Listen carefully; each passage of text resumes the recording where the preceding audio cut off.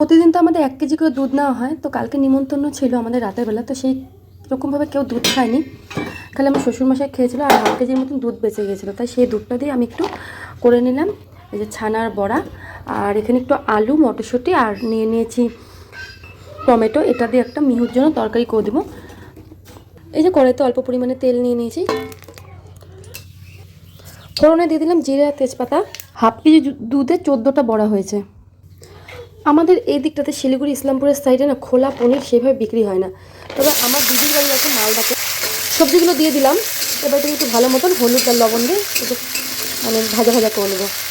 লবণ, হলুদ, হ্যাঁ যেটা বলছিলাম, তো আমার দিদির বাড়ি মালদাতে। যখন ওর বিয়ে হয় তারপর যখন আমরা ওখানে যাই, আগে তো সেভাবে ছানার তরকারি ওই বাড়িতেই দুধ ফাটিয়ে মা বানাতো, কিন্তু কখনো খোলা ছানা আমাদের কিনে আনেনি।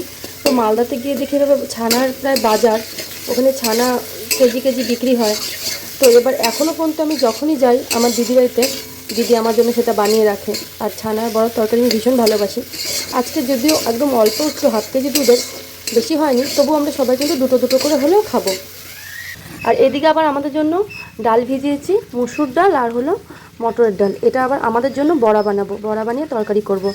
এটা আবার আমি আর আমার শ্বশুরমশাই খুব ভালোবাসি, আমার শাশুড়ি মা ভালোবাসে না অতটা, তো আমার আর বাবার জন্যই বানাবো এটা।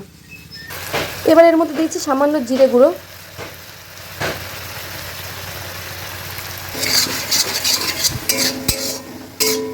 আমি তো ভিডিওগুলো সব আমার ফোন থেকেই করি, তো সেই টাইমে একটা ইম্পর্টেন্ট কল চলে আসায় রান্না করতে করতে কথা বলে নিয়েছি আর ভিডিওটা কিন্তু করিনি।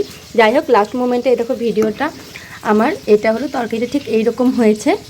তাই ভাবলাম যে পুরোটা তো শেয়ার করতে পারলাম না, তবে লাস্টের টুকুটা শেয়ার করি। এটা দেখতে কতটা সুন্দর হয়েছে তাই না? খেতে তো নিশ্চয়ই ভালোই হবে। আর এইদিকে দেখো আমাদের ডালের বড়াগুলো ভাজা হয়েছে, যদিও দুটো পুড়ে গেছে, থাক সেটা ইগনোর করো। আর এদিকে কিন্তু তরকারি বসাচ্ছি।